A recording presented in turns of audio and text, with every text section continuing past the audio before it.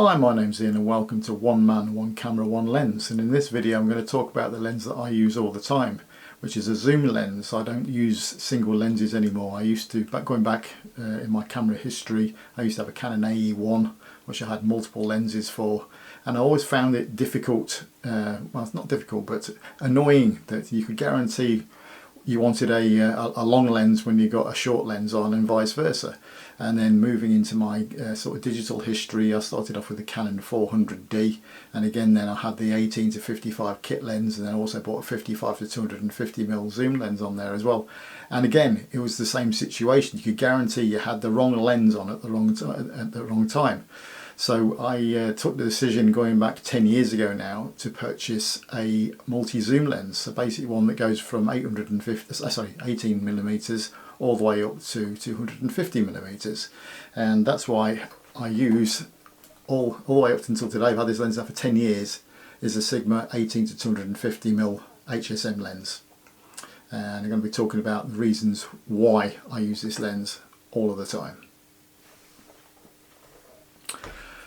So, as I said, going back, part of the reason is obviously it's because you've got the versatility of the lens itself. It's ideal as well when you're going away on a short trip. You're going out for a day trip with your camera. If you're going out on going away on a holiday and you don't want to be packing too much away with you, then having one of these zoom lenses, not necessarily the Sigma 18 to 250mm. Obviously, there's many more available on the market. I mean, that lens is for a crop sensor camera because I have a Canon 80D, which is a crop sensor. But obviously, you can get lenses that go from 200mm up to 300mm. Sorry, 28mm up to 300mm. For full frame and that type of thing as well. So there's many different versions available that you can try out. But as I found with this Sigma lens that it does everything that I want it to do in one little package.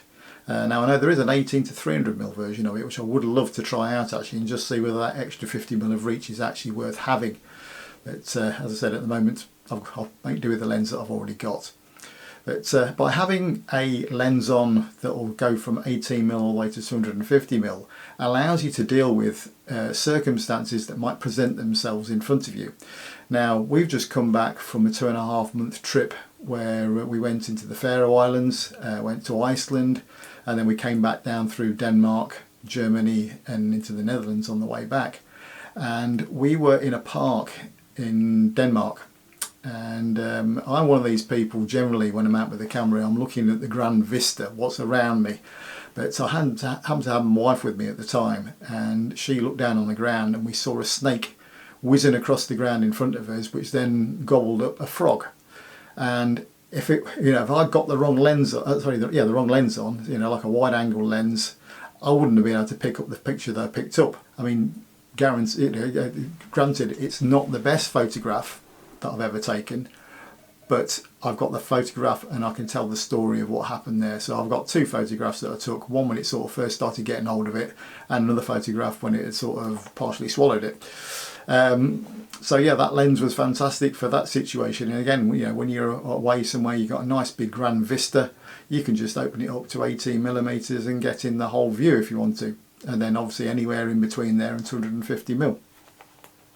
But since coming back from holiday, well, in fact even on holiday, I got really quite into shooting wildlife, and then since coming back from holiday I've got quite into shooting insects.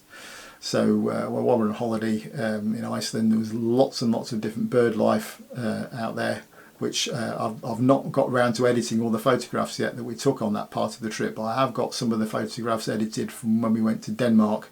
I also came across some butterflies as well, not butterflies, dragonflies.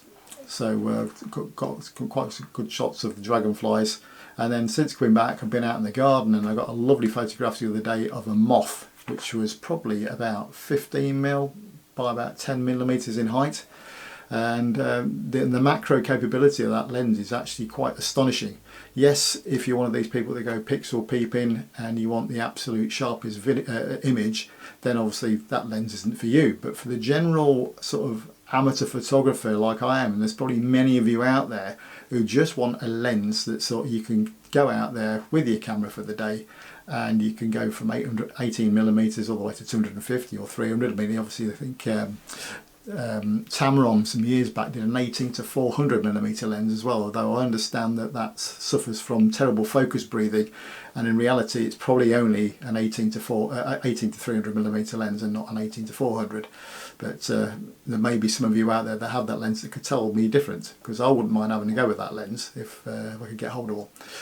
But yeah, what we'll do is I'm going to show you some images that I've taken with this lens, and sort of show you the sort of things that you can get with this, with this sort of setup that I've got. And I'd love to hear your feedback on what you think of the images themselves, and also as well if you've got this type of setup yourself, or a similar setup, of an all-in-one sort of situation, rather than having separate lenses to carry around with you. This is the first video I put out, by the way, of this on this channel, and I have got another channel which I've called Ian, Leanne and Dick the Camper Van, which shows the build of my camper van from being an empty van right the way through to it being completed. I've also done a couple of other builds as well. Did a micro camper, and then also did I've done some work. I had a transit van for work, so I've done repairs with that as well. And we've gone on a few few holidays we've been on as well. There's videos on there as well, and I've also shot a load of video footage for this previous holiday that we've just been on, which will go onto that channel. I think I'll just leave this channel purely for anything to do with photography, but if you're interested in having a look over there, that's fantastic. So that's Ian, Leanne and Dick the Camper Van is the channel, and it'd be fantastic if you could like and subscribe to this one as well at the same time. So before I put the images up for you to have a look at, it'd be great if you could like and subscribe to the channel. It'd be much appreciated, and I'm planning on maybe putting a video up once a month, I would have thought at the moment, until if things start picking up and get plenty of views, then obviously I'll try and get that a bit more regular. But anyway, thanks very much for watching, and hope you enjoy the images, and I'll see you again in the next one. Cheers.